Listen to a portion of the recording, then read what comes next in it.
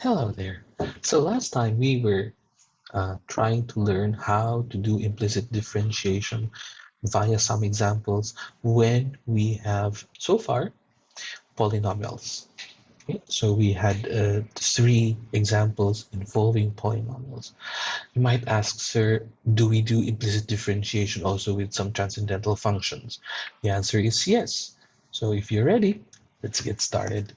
So you have a transcendental function, the usual one that you see here, your natural logarithm. So you have on one side your dependent variable y, but it is wrapped in a transcendental function, the natural logarithm.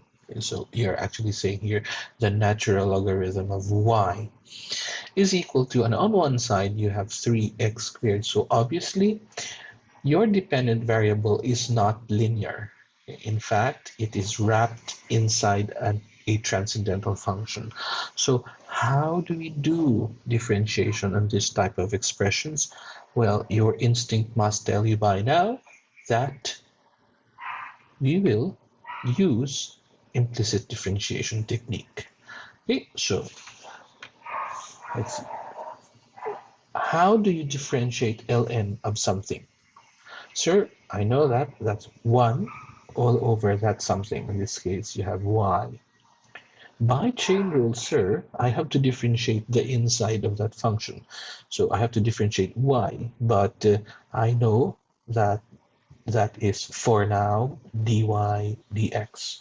I don't know exactly what's the differential of y, but for now I know that it's just dy over dx. You're right.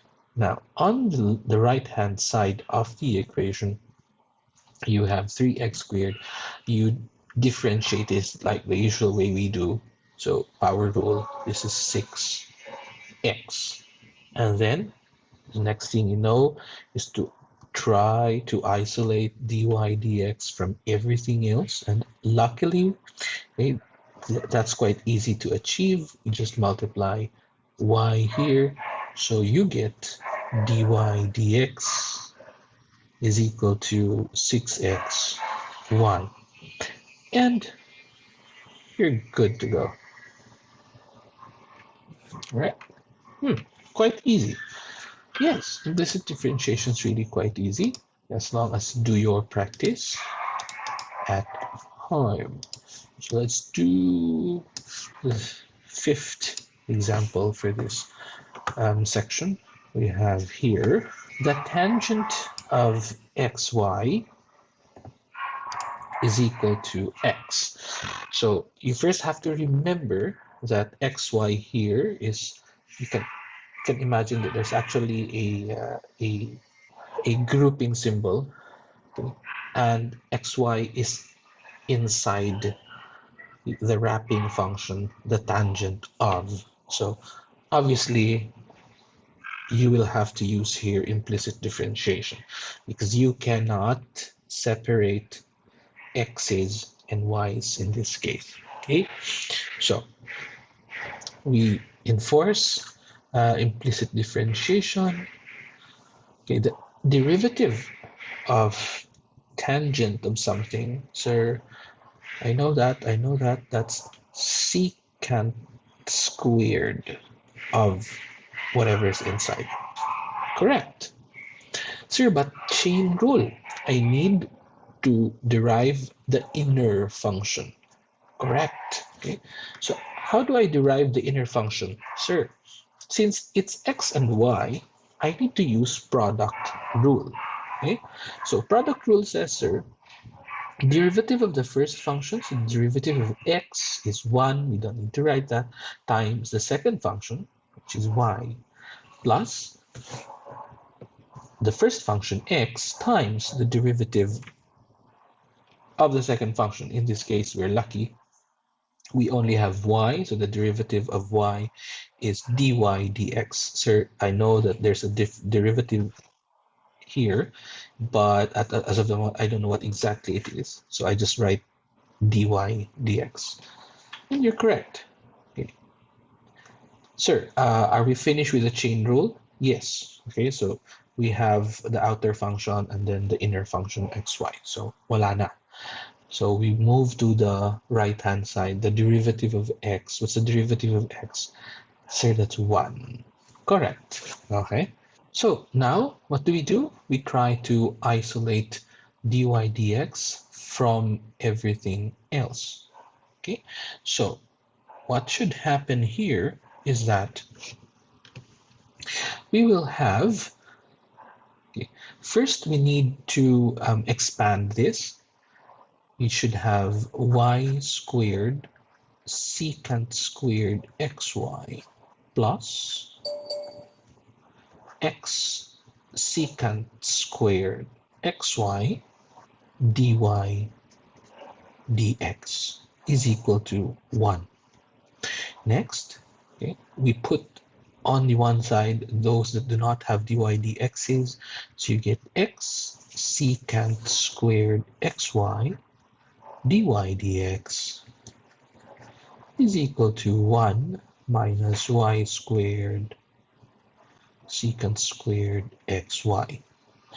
And finally, because we want only dy dx, so we divide this 1 minus y squared secant squared xy by x secant squared xy. And you're good. Okay. You now have the derivative of y in terms of x. All right, so we move to our last example. Sine squared x minus cosine squared y is equal to x. So again, it's very obvious. We cannot do the usual differentiation here with because y, the dependent variable, is wrapped inside, okay, a transcendental function, in this case, cosine. And not just that, you have to square that. So obviously, we really need to do implicit differentiation. Okay. For this case, we have sine squared x. Sir, the derivative of that, this is by using chain rule, 2 times sine x.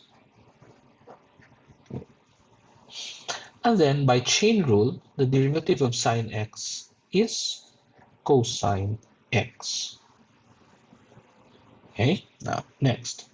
So we have 2 cosine y times the derivative of cosine y is negative sine y times the derivative by chain rule. Okay, the derivative of y is dy dx is equal to, on the right hand side, it's quite easy, you just have x, the derivative of x is 1. Next, what do? So we need to isolate those terms with dy dx, okay, and the rest on one side. So what happens is you'll have 2 sine y cosine y dy dx is equal to 1 minus 2 sine x cosine x. And finally, we get dy dx is equal to 1 minus 2 sine x cosine x all over 2 sine y cosine y. And we're good to go. This is now your derivative. And we can only get to this point when we do implicit differentiation. So I hope that you were able to, with these examples, you were able to have a good grasp of what implicit differentiation is all about. That's it for now, and till next time. Bye-bye.